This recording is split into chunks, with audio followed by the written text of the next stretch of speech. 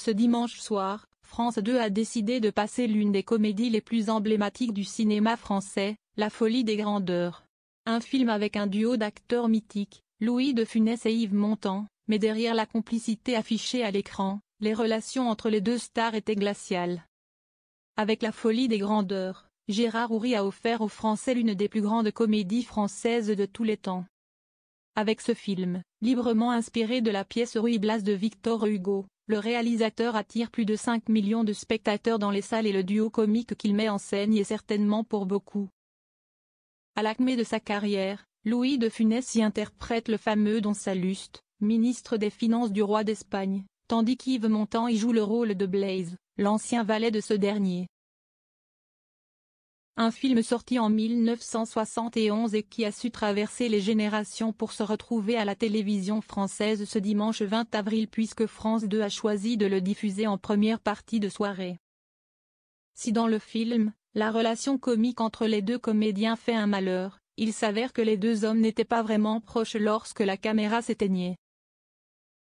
En effet, Louis de Funès, qui a déshérité Daniel, son fils aîné, ne portait pas du tout dans son cœur le mari de Simone Signoret à tel point qu'il évitait toute interaction avec lui sur le plateau de tournage. Mais pour quelle raison le fils d'émigrés espagnols ne pouvait pas voir Yves Montand? La réponse serait d'ordre politique, si l'on en croit le fils du principal intéressé, Patrick de Funès, qui s'est exprimé sur le sujet auprès du Parisien il y a quelques années. Sur La Folie des Grandeurs, son grand bonheur était de dîner avec Gérard Houry.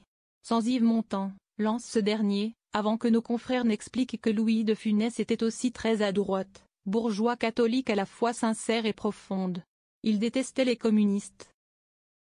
En effet, Yves Montand, qui possédait une toute petite maison, au pied des remparts d'un célèbre village, n'a jamais fait mystère de ses opinions politiques et de ses accointances avec le Parti communiste français.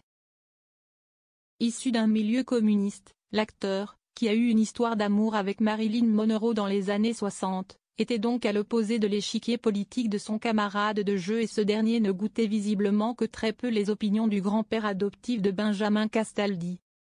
Malgré leur inimitié sur le plateau du tournage de La Folie des Grandeurs, Louis de Funès et Yves Montand ont réussi à offrir aux Français une performance comique d'exception.